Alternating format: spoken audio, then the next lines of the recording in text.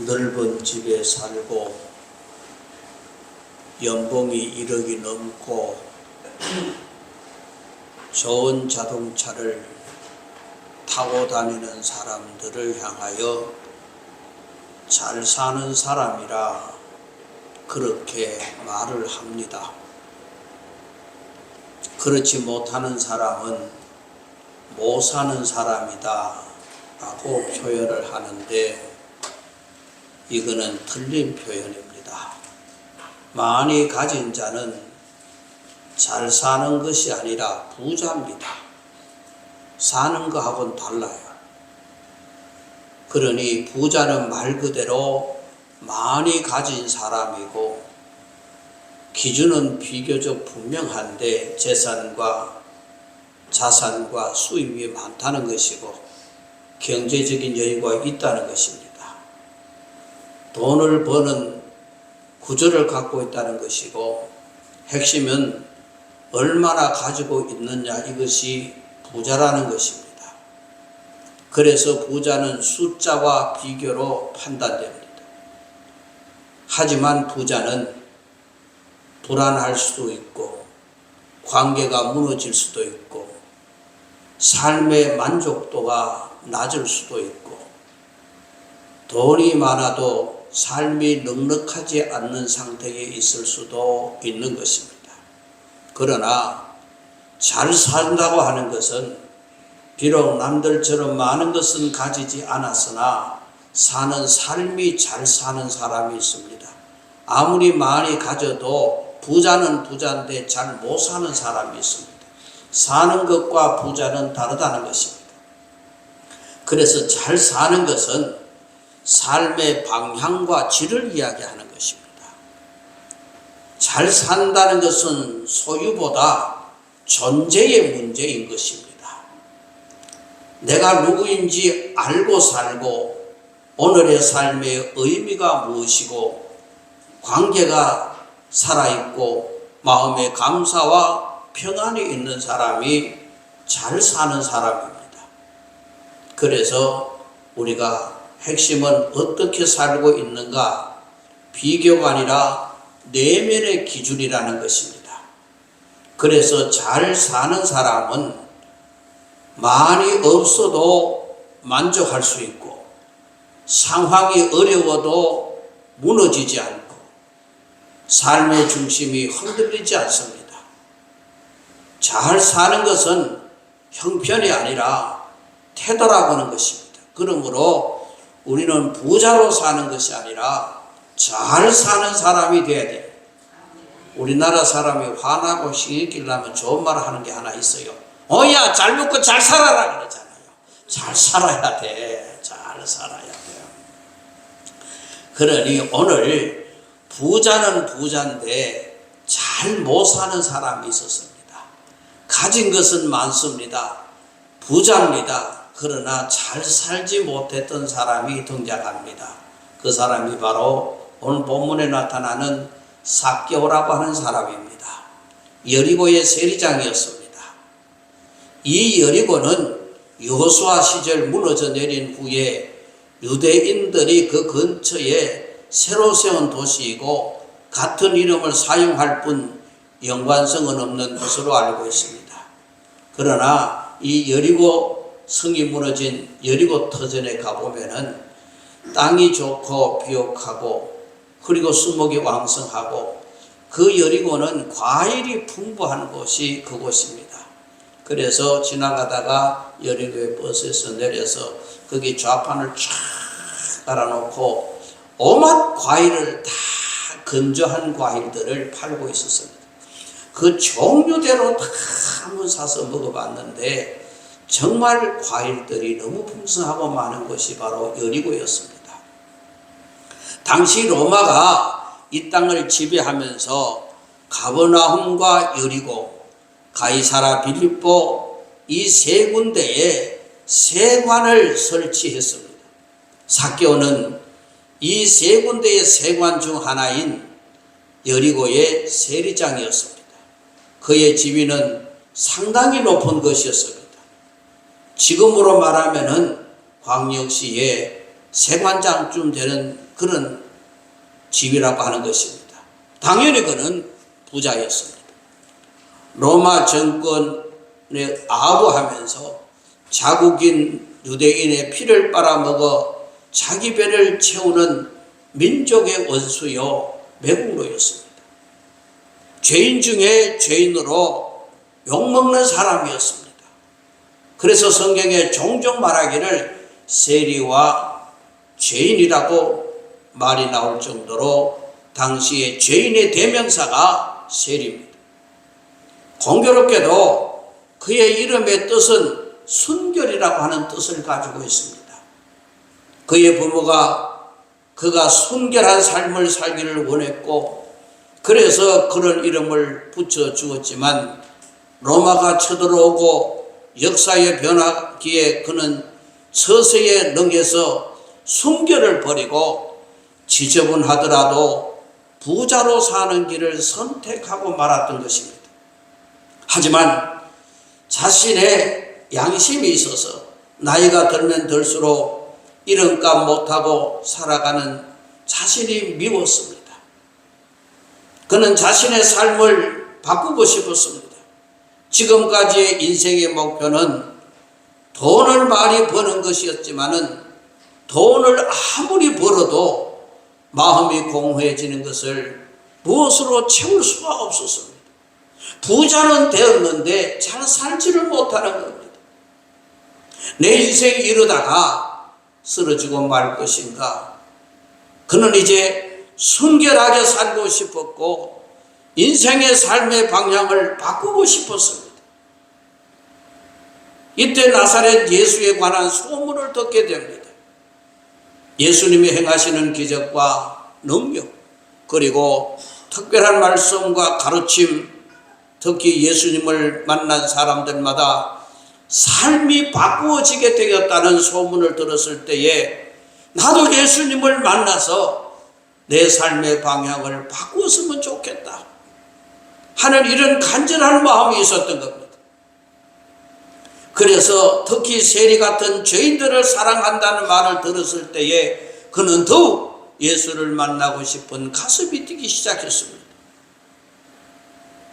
그런데 여리고 세관을 두고 떠날 수도 없고 자기 같은 지위 사람이 예수를 만나러 돌아다닌다는 소문이 두렵기도 해서 차일피일 미루고 말았습니다. 여러분, 전국적으로 목회자 세미나들이 자주 열립니다. 여러 가지 이 주제를 가지고 세미나가 열려지는데요. 그런 세미나 하는 장소에 가보면은 대형교회 목사님은 한 사람도 찾을 수가 없습니다. 더 이상 배울 것이 없어서 오지 않는 것이 아닙니다. 왜 안 오느냐? 남의 체면 때문에. 그래서 세미나는 갈급하지만은 내가 거기 가서 작은 교회 목사들하고 같이 어울려서 그걸 듣고 배운다고 하는 것은 자존심이 상하는 모양입니다. 이것을 이용했던 사람이 한 분 있습니다. 서울 옥수동에 교회 성장 연구원이라고 하는 이것을 운영하는 목사님이 한 분 계셨습니다. 제가 그 강의를 많이 들었는데요. 근데 이분이 대형교회 목사님을 상대로 하는 프로젝트를 만들었어요. 올림픽 공원 안에 있는 이 호텔에서, 거기에서 호텔이니까 경비가 많이 들 거 아니에요. 그러니까 회비를 많이 내게 해서 거기에서 이 세미나를 개최합니다. 저희 담임 목사님이 그 참석을 가끔 하시곤 이래서 저희 교회에서 거리가 가까웠으니까 왔다 갔다 제가 심부름하러 그 호텔에 들락날락 한 적이 있습니다. 가보니까 어디에서 일반 세미나에서 볼 수 없었던 한국의 대형교회 목사님들이 거기 버글버글하게 와서 공부를 하고 있었습니다. 그러니까 돈은 문제가 아니니까, 회비를 많이 내니까, 경비를 많이 내니까 작은 교회 목사님은 못 오잖아요. 대형 교회 목사님은 그 관계 없잖아요. 그러니까 거기 다 모여서 세미나, 그들도 배워야 되고 그들도 갈급함이 있었다는 것입니다. 그러나 남의 이목 때문에 참여하지 못했던 이런 안타까움, 이 삭개오가 예수님의 소문을 들었고 예수님은 죄인도 내치지 않고 끌어안아 주신다고 하는 이러한 소문도 들었고 예수를 만난 사람의 삶의 변화가 일어났다는 이런 소문도 들었지만은 자기가 지위가 있어서 선뜻 나설 수 없는 이런 상황이 되어버렸던 것입니다. 이런 상황에서 예수님이 여리고로 들어오신다는 소문을 들었습니다. 그래서 그도 이때를 놓치면 난 영원히 기회가 없을지 몰라 하는 심정을 가지고 거리로 뛰쳐나왔던 겁니다. 그러나 도무지 예수님을 볼 체간이 없었습니다. 사람은 너무 많았고 자신의 키는 너무 작았고 이때 중요한 결단을 합니다.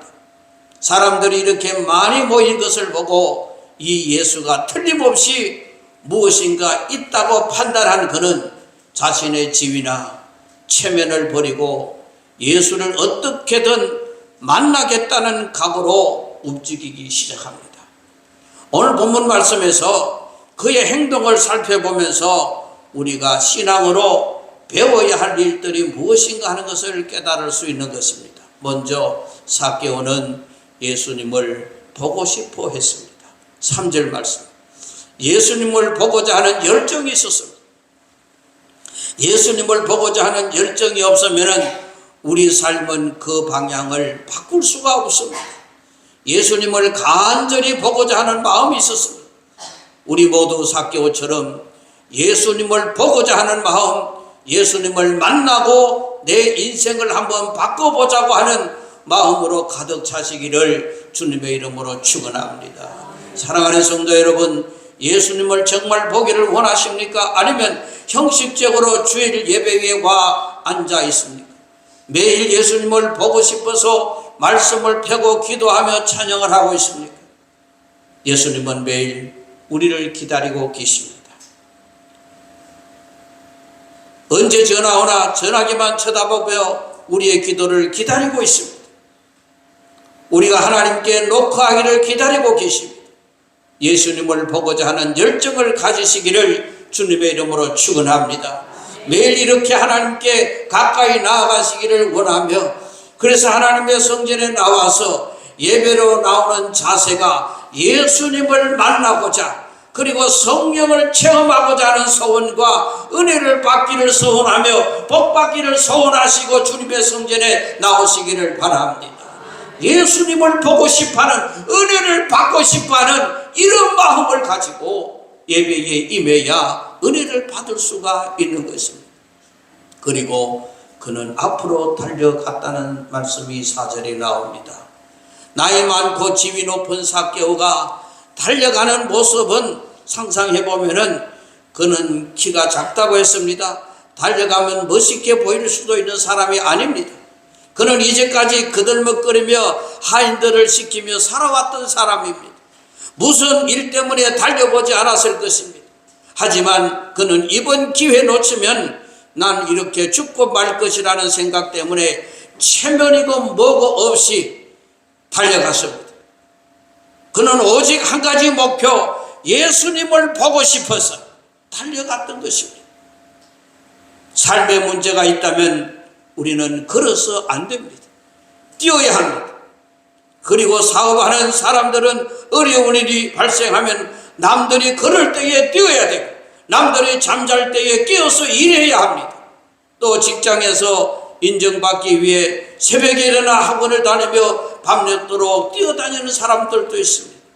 우리도 표대를 향하여 다름박질하는 적극적인 믿음의 삶을 살아야 되는데, 세상이 이래도 이렇게 하는데 천지의 주제신 하나님께 나아가는데 체면이 중요합니까? 우리도 달려가야 하는 것입니다. 천국까지 함께 달려가야 하는 것입니다. 여러분, 옆 사람과 한번 인사하십시다. 달려갑시다.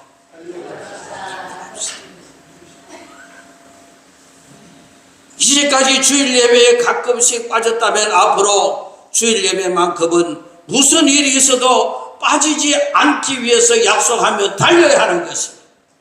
이것이 앞으로 달려가는 믿음입니다. 머물고 있는 믿음이 아니라 작년보다 한 걸음 더 달려가는 믿음.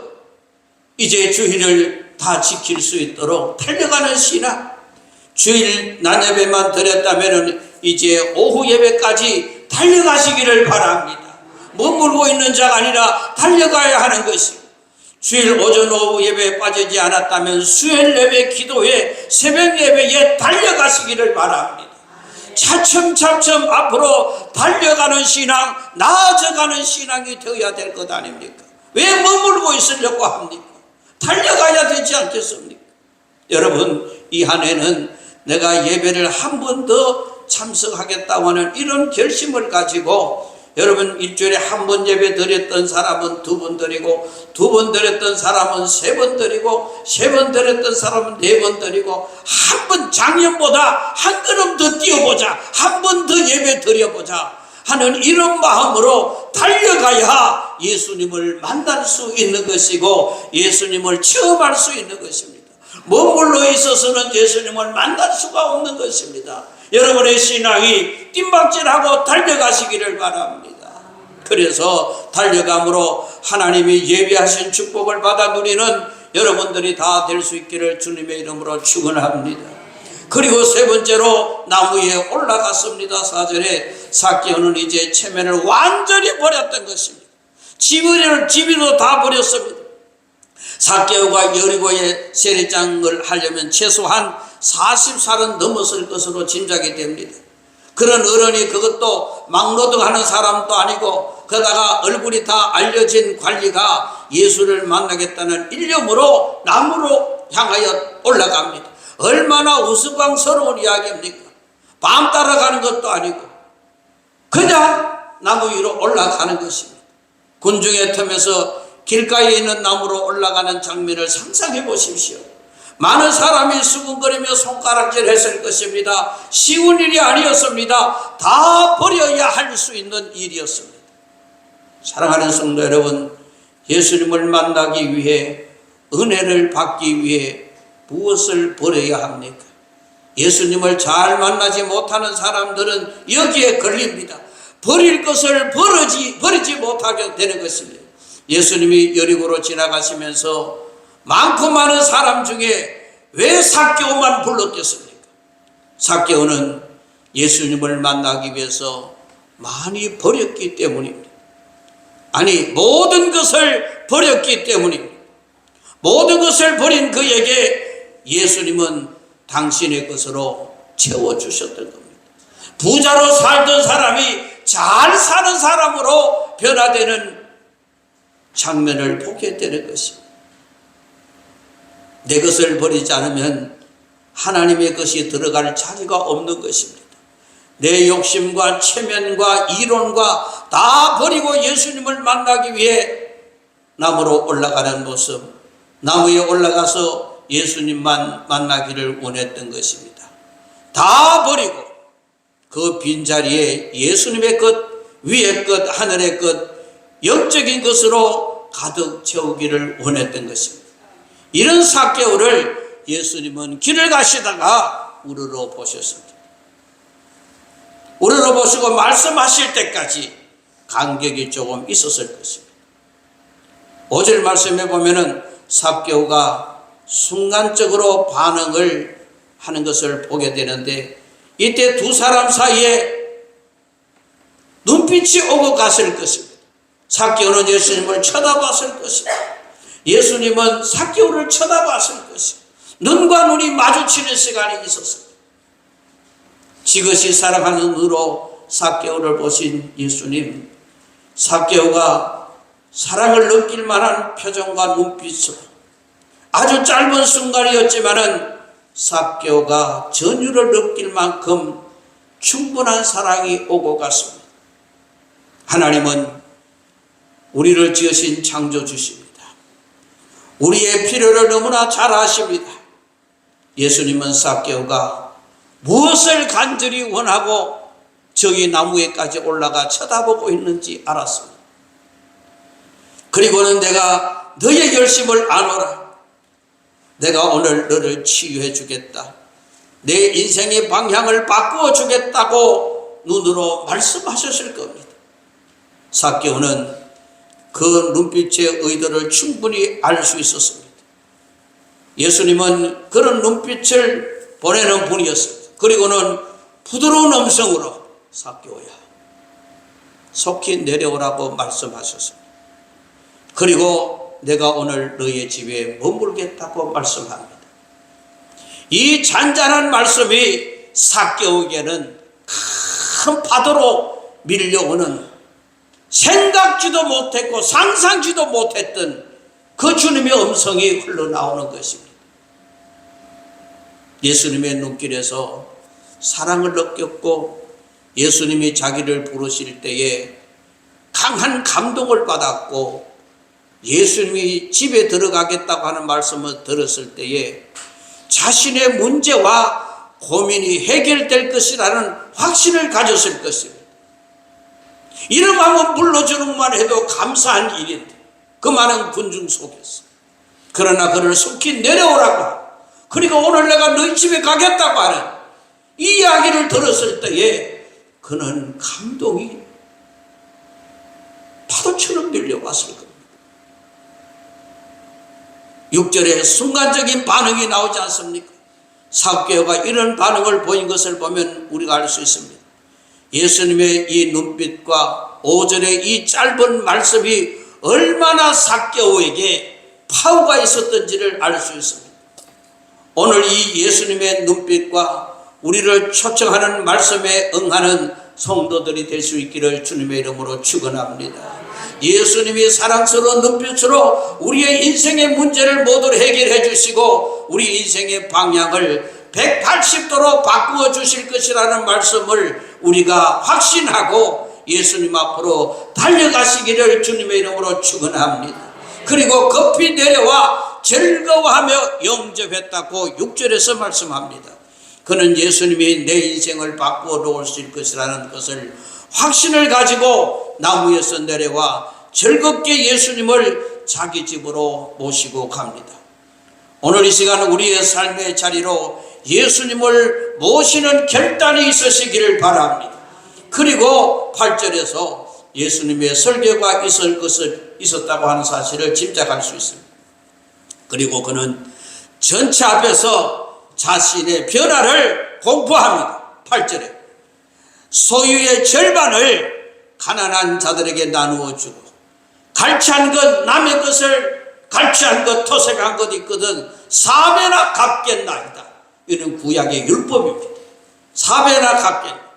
그렇다면 자신의 재산을 절반을 가난한 사람에게 줄 것이고 그리고 남의 것을 착취한 거 있으면 계산해서 4배나 갚는다. 반은 사라졌고 나머지 반과 4배를 갚아버리면 아무것도 없습니다. 그가 왜 이런 방법으로 자신의 회개를 많은 사람들 앞에 공포를 했겠습니까? 그를 평생 괴롭힌 것은 돈이었습니다.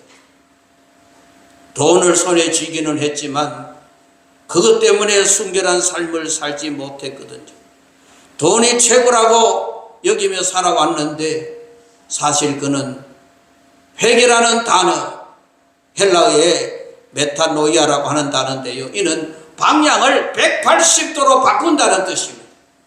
그는 부자로 살아왔습니다. 그러나 잘 살지는 못했습니다. 그는 돈을 추구해 오던 사람 삶을 바꾸어 그 돈을 다 포기하겠다고 선언하는 것입니다. 사도 바울이 내가 가진 모든 것을 배설물처럼 버리고 주님을 따라가겠다고 하는 예수 만나기 전에 가치와 판단이 완전히 바뀌어버리는 이런 놀라운 역사처럼 삭개오도 이런 역사가 여기에 일어나는 것입니다. 그 이름 원래 뜻대로 순결하게 이제는 살겠다고 대중 앞에 선언하는 것입니다. 나는 부자로 살지 않아도 나는 이제 잘 살겠다고 다짐하는 것입니다. 이런 결단 앞에 예수님은 그에게 구원을 선물로 주시고 은혜를 선포하셨습니다. 이런 은혜가 우리 모두에게 우리의 가족과 주변 사랑하는 모든 사람에게 있기를 축원합니다. 삭개오는 예수님이 떠나시고 아마 온 동네 사람들을 다 불러가 잔치를 했을 것입니다. 보물창고를 열어 동네 가난한 사람들을 다 불러 모아둔 재산 반을 다 나누어 주려면 얼마나 많은 사람이 그 집에 북적거렸겠습니까? 사람들이 가까이 오지 않았던 집, 가난한 사람들이 모여 오면서 눈물을 흘리고 감격해 하며 큰 사랑을 나누고 받는 그런 집으로 바뀌어버린 것입니다. 가난한 사람은 그 문전에도 갈 수 없었던 집이었습니다. 죄인이라고 아무도 그 집에 근처도 가지 않았던 집입니다. 그러나 이가 예수를 만나고 바뀌어지고 변화되고 나니까 이제는 다 나누어주는 사람, 온 동네 잔치가 벌어졌습니다. 도저히 불가능할 것 같은 이런 인생 대전환의 드라마가 예수께는 가능했던 것입니다. 예수를 만나면 가능한 것입니다. 이런 변화를 사모하며 예수님께로 앞으로 달려가는 우리 모든 성도들이 될 수 있기를 원합니다. 이번 한 해 동안 정말 한번 해보자는 것입니다. 어떤 은혜의 선물이 있을까 기대하며 앞으로 달려가. 그리고 180도 달라지는 역사, 가치관과 관심과 태도가 바뀌어지는 것. 그러므로 오늘 우리 광성교회 성도들은 정말 이 삭개오처럼 하나님이여 내가 머물고 있는 신앙이 아니라 달려가는 신앙 되기를 원합니다. 하나님의 성전에 나올 때마다 이 삭개오가 예수님을 보고 싶어하는 것처럼 은혜를 받기 위한 사모하는 마음이 있으시기를 바랍니다. 그래서 한 걸음 더 달려가는, 작년보다는 좀 더 달려가는 신앙 되게 하여 주시옵소서. 머물러 있는 신앙 되지 말게 하여 주시고 내 체면과 모든 것을 다 던져버리고 은혜 받는데 몰두하시기를 바랍니다. 집중하시기를 바랍니다. 하나님의 말씀에 집중하시기를 바랍니다. 그리할 때 이 삶은 이제는 부자가 아니요 잘 사는 사람으로 바뀌어버렸던 삭개오입니다. 여러분, 가난하게 살아라고 하는 것은 아닙니다.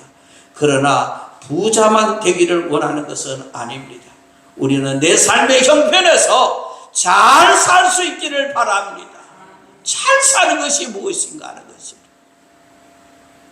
우리는 부자가 아니라 잘 사는 인생 되게 하여 주시옵소서. 그래서 이 한 해 끊임없이 달려가는 신앙 되어서 정말 삭개오의 변화처럼 이 한 해 내가 변화받고 새롭게 되는 놀라운 은혜가 임할 수 있기를 주님의 이름으로 축원합니다. 사랑 많으신 예수님, 삭개오를 사랑 가득한 눈빛으로 보셔서 그의 완악한 마음을 한순간에 녹이신 예수님, 오늘 이 시간 우리들을 그렇게 우러러 보시고 계십니다. 우리 마음을 만져주시고 우리가 앞으로 달려가겠습니다. 주일 예배, 오후 예배, 수요예배, 금요일 예배, 새벽 예배, 예수님 만나려고 앞으로 달려가겠습니다. 주님, 우리를 만나 주시옵소서. 우리의 삶의 잘못된 부분들을 온전히 고쳐 주시옵소서. 위의 것, 영적인 것을 쫓으며 표대를 향하여 앞으로 달려가는 우리 모두가 되게 하여 주옵소서. 예수님 귀하신 이름으로 기도드리옵나이다. 아멘.